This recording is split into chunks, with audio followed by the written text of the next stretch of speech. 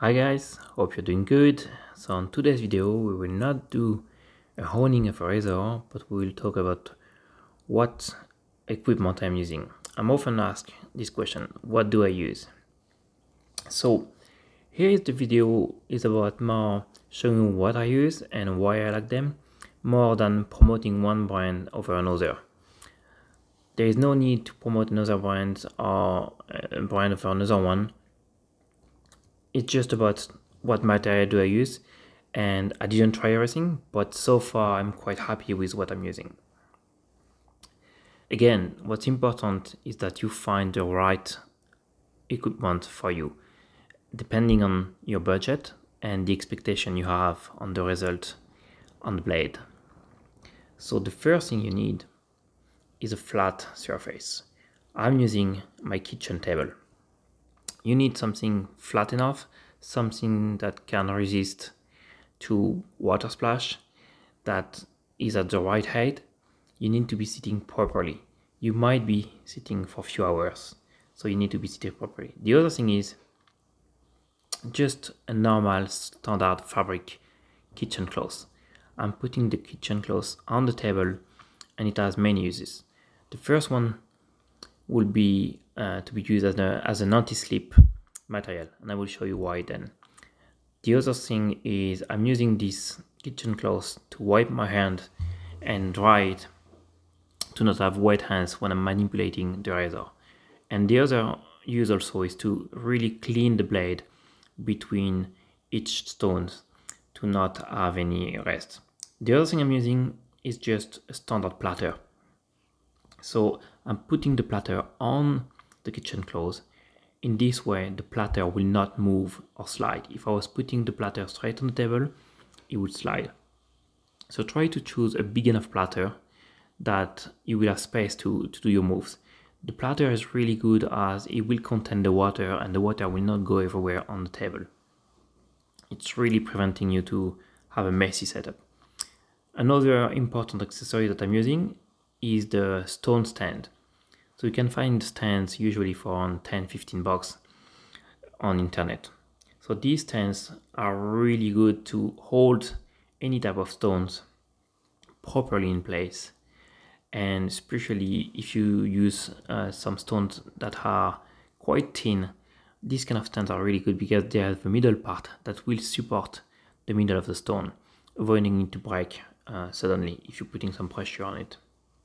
So cheap and really useful. In terms of the other accessory that you will need is the stones. So the first stone I bought when I got my kit was the Atoma 400. This is a diamond stone. So again, many different brands on the market. The Atoma was for me a good choice. This is the 400. I could have bought the 600 or the 800. 400 is quite good. You can get this stone for around, I would say 90 quid on internet. This stone is very useful to not only restore really badly shaped blades or damaged blades, but also to lap your stones. So any stones that you will buy, either synthetic or natural, will not be perfectly flat. So you will need to flatten them, to lap them with this stone. A stone also will not remain flat for a long period of time, so you will need to lap it from time to time. So it's a must-have. You need to have a diamond stone with you. The good thing about also the Atoma is once the diamond is been damaged and used, you can just change the layer of diamond, which will cost a lot less than changing the whole stone itself. So it's called a stone, but it's not really a stone. It's a piece of metal, aluminium, with a layer of diamond applied on the sticking sheet. So yeah, really good to have. So once you have your Atoma or whatever diamond stone in stock, the next stone you will need to get is a stone to set your bevel. So you have multiple choice of brands. You've got Naniva, you've got other Chinese stones. I went for Japanese stones and the Shapton. So I'm using personally the Shapton 1K, which I find very good. It's not a really expensive stone. You can get it for around 60-70 quid online. And with this stone, you will be able to set your bevel perfectly well. So again, remember to use the Atoma on it. This is a rather soft stone, so I would say every 1 or 2 razors used on this stone, you will need to use the Atoma to lap the stone once again and ensure that your Shapton is perfectly flat. You won't see it necessarily with your naked eyes, but it will not be flat after a few razors. That's a fact. So once you've done your bevel on the Shapton, what I'm using is the Shapton 5K, so the 5000. So this one you'll get it for 80-90 quid online. This stone is really amazing in terms of removing all the little dents that have been created by the Shapton 1K previously. You will get a very nice flat edge with this stone. We could have gone from 1K to probably 3K instead of 5. The gap could look a bit big, but it's not. I've been using these stones for a good while now, and I've never noticed any specific issues with the Shapton 5K. The Shapton 5K is a bit harder than the 1K, so you won't need to lap it as often as the 1K. So I would usually lap the 5K every 3 to 5, let's say, razors. Once you've done the 5K, I'm really a big fan of the J-nuts. So here I'm using Nakayama LV5++ J-nuts. So this is a stones, I think from the 1970s from Kyoto. These stones are fairly expensive, I should say. The J-nut, you can find them from 100 quid to over 3 grand, $3,000, euros, whatever. This one cost me, I think, around 500 euros, which is still quite expensive. But this is a really good stone, and I'm really happy with this stone. Usually J-nuts will be quite pricey if you look for rare or vintage stones of a good size, because you can get J-nut which are nice, but they have very weird shapes, and you might be struggling to use your razor on them. So if you're using J-nut, you will need to use slurry stones.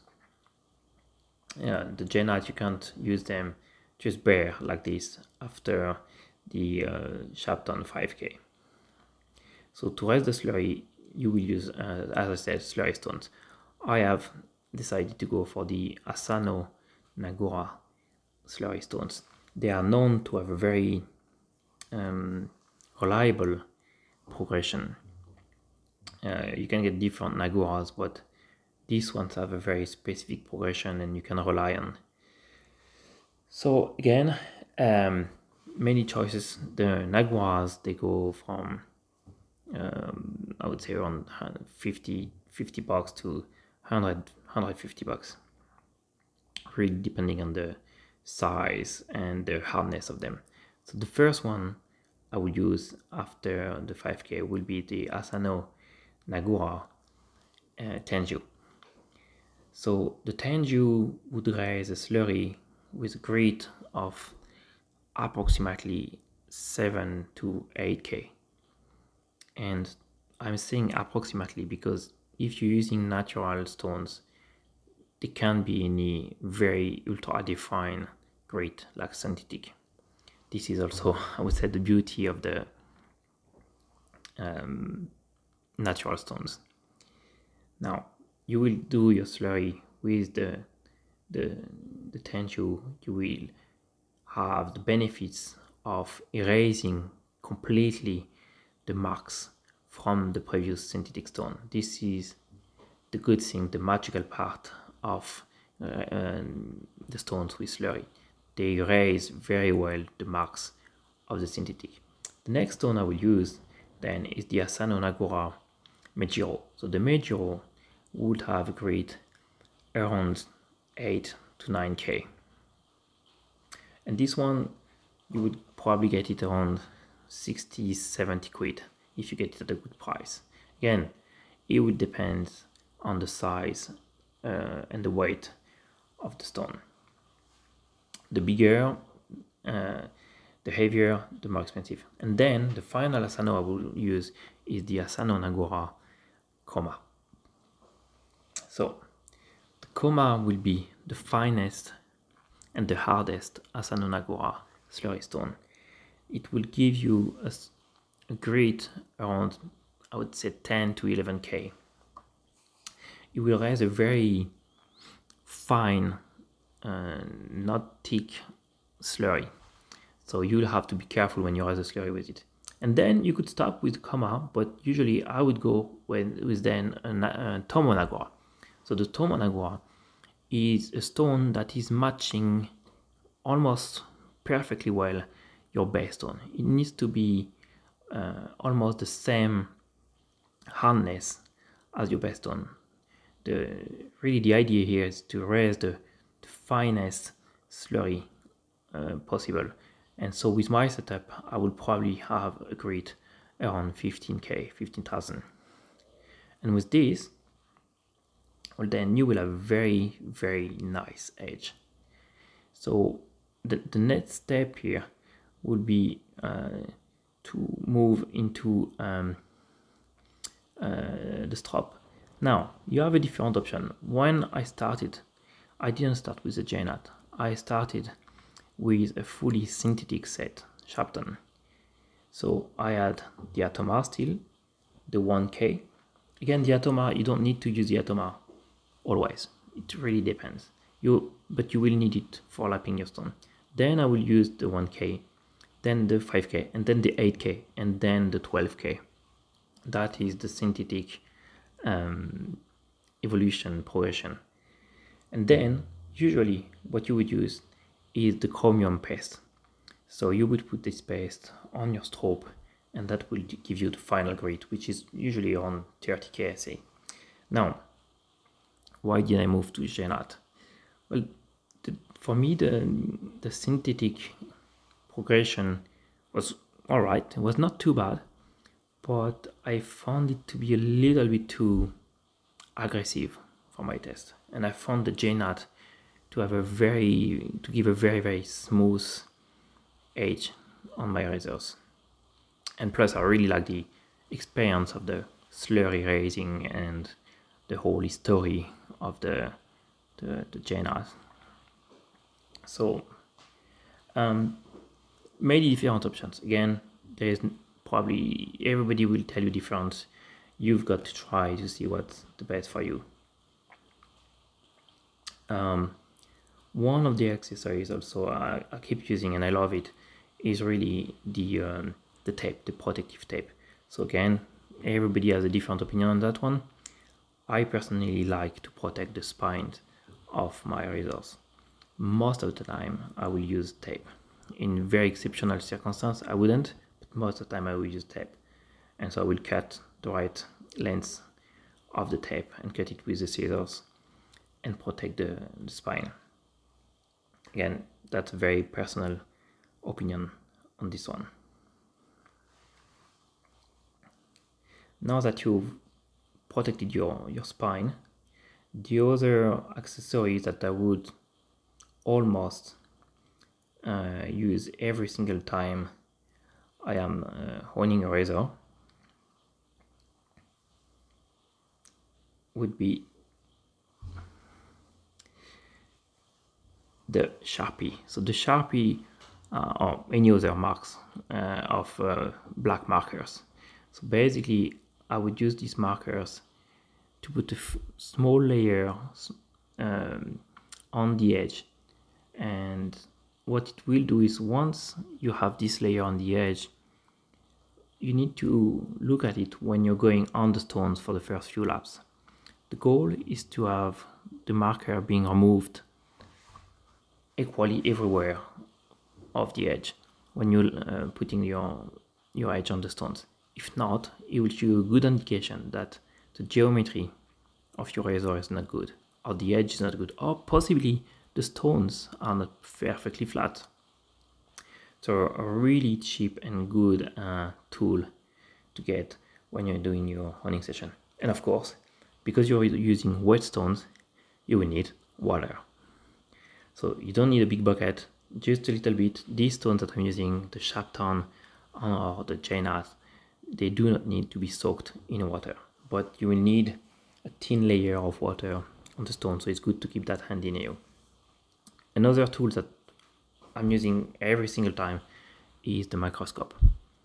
Again, some people would say it's not necessary. Some people would prefer just a good magnifying glass. Well, look, if it suits them, that's perfect. I would prefer the microscope. It gives me flexibility to see a very good image on the edge. I can export it also to the laptop or to the mobile phone, and I find it extremely useful. Now you can find microscope, these kind of models or others, for a very reasonable price on the web, famous Chinese marketplace, for example. And this model, I think, was around 70, 80 quid, I think, delivered. So yeah, I would say that's acceptable. And yeah, for me, it's necessary to have one. So here's my setup. You've seen everything. This is what I use. Once again, I'm not here to promote one brand or another, but this is what I use. I'm quite happy with it. I keep testing new products. Sometimes I like them, sometimes I prefer my own. This setup has been working perfectly well for me so far. I really enjoy it. I'll be very interested to know what you guys are using, so please write that in the comment and what you like about your setup. That'd be great to know. It's always great to share so you can learn and maybe try new stuff. In terms of the setup I showed you here, we've been talking about two setups. And of course, there's a strop, forgot to mention. I'm always using, after a session on the stones, the strop. That's mine, that's a Kanayama strop. They're quite expensive. You don't need a Kanayama strop, but if you want to have a fancy strop, this is a great strop. In terms of the two setup I've been showing you, so there was a synthetic setup and the Jainat, the Japanese natural one. Just to let you know, they are within two different budgets. If you look at the fully synthetic one, you'd have a budget around 500-600 quid for the whole lot. If you look at the Jainat budget, mine would be more on, I would say, 1200 quid. So it's quite a big difference. You're more than the double. The question is it worth it? I would say so. Now, do you need it? No. You could definitely have a good edge with a synthetic progression. But I would prefer, personally, the Jainat, if you could afford it. This is it. I hope you liked the video. If you did, I'd appreciate a thumbs up. If you didn't subscribe yet, I'd love you to do it. Hope you liked it. And again, thanks for your support. Thank you. Bye bye now.